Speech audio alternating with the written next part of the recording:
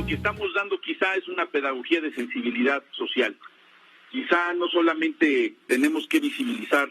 a estos grupos ancestrales de orígenes muy humildes, que tú los conoces muy bien, sí, claro, por supuesto. Lo que son las rurales,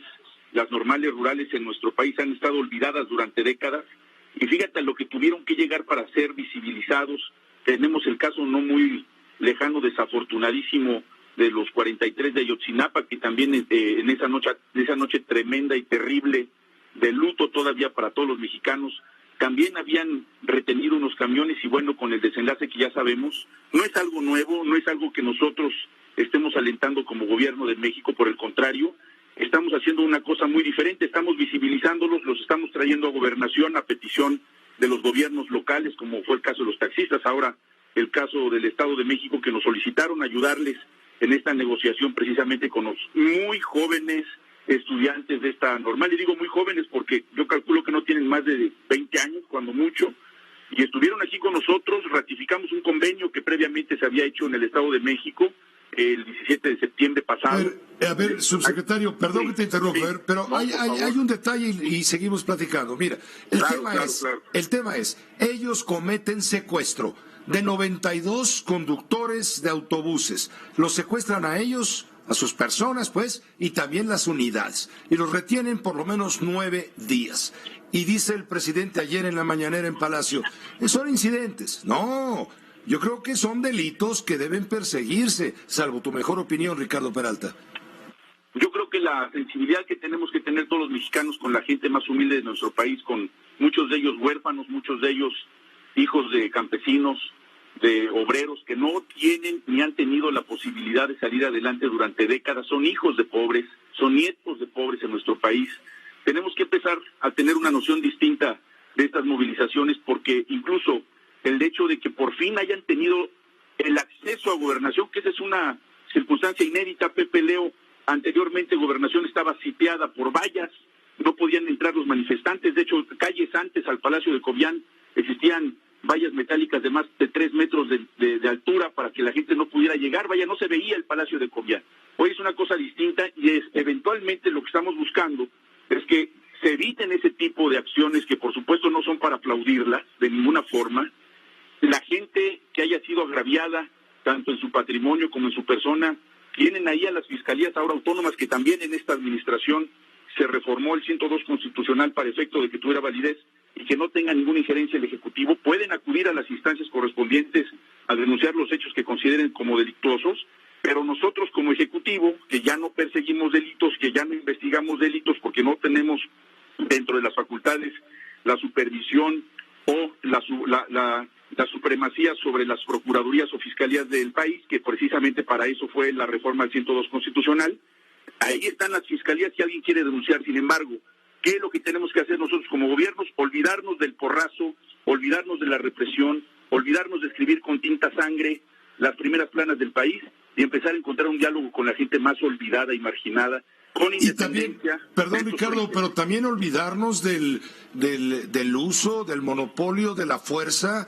que autoriza la Constitución General de la República al Estado para actuar en favor de la ley y del orden. Es que es lo que no entiendo, todo lo que me dices respecto a la condición social, económica, demográfica, en fin, de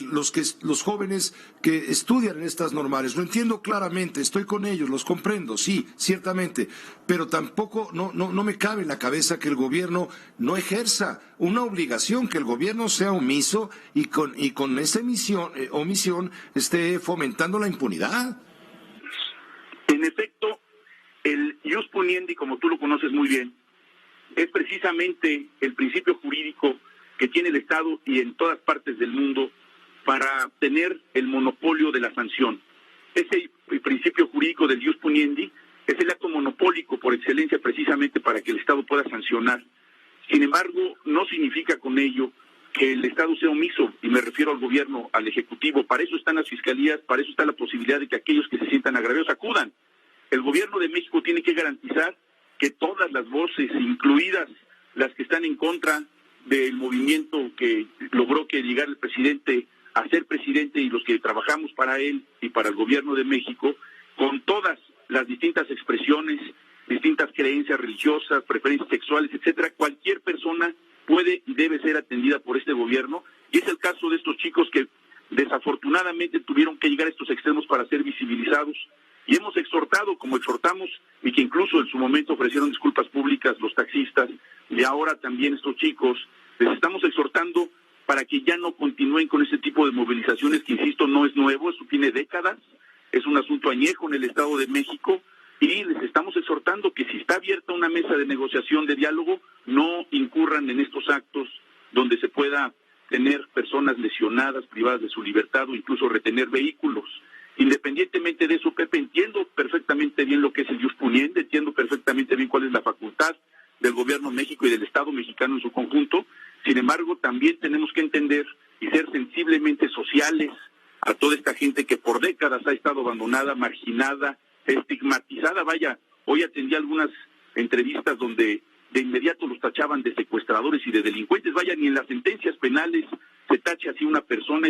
va en contra el lenguaje de derechos humanos. Hoy tenemos que estar abiertos a conocer la historia de estas normales, para qué se crearon en la época de Lázaro Cárdenas, por qué fueron abandonadas en su momento y qué tenemos que hacer ahora para rescatar a este enorme grupo de la población, millones de personas que siguen estando marginadas y estigmatizadas por muchas personas. Pues ellos están pidiendo, estoy leyendo aquí un comunicado que han mandado a través de la llamada Federación de Estudiantes Campesinos Socialistas de México, están pidiendo alto al hostigamiento de la prensa amarillista y medios de comunicación. Es decir, que callen al mensajero, es decir, entonces tienen derecho ellos también a reprimirnos, a los informadores. No, esto es distinto a estar o no de acuerdo con sus ideas, ojo. Estamos diciendo que este es un país de libertades, y así como el gobierno los protege a ellos, pues yo creo que el gobierno también debería de proteger la libertad de expresión, de que podamos informar lo que pasa sin tener encima la amenaza de esta gente que nos está diciendo, cállense,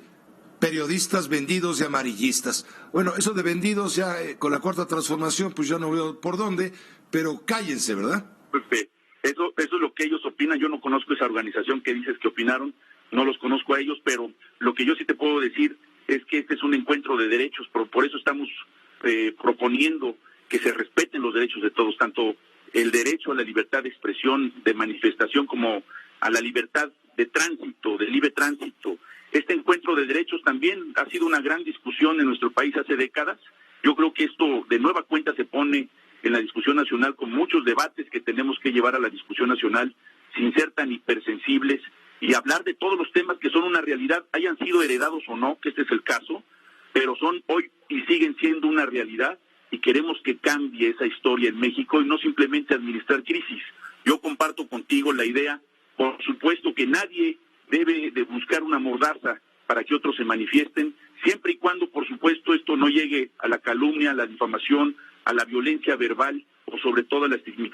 estigmatización de personas que por su condición de raza, su condición de pobreza, tengan que utilizarse un lenguaje soez. Yo creo que todo lo demás es permitido, sin límite, siempre y cuando esté apegado a la norma, y por supuesto que desde el punto de vista de la Gobernación vamos a seguir priorizando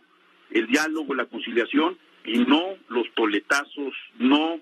los gases lacrimógenos, porque antes la historia al otro día hubiera sido muertos, lesionados, desaparecidos, que mucha gente debe de extrañar, que eso es lamentable. Muchos que añoran la represión deben de estar en profunda depresión.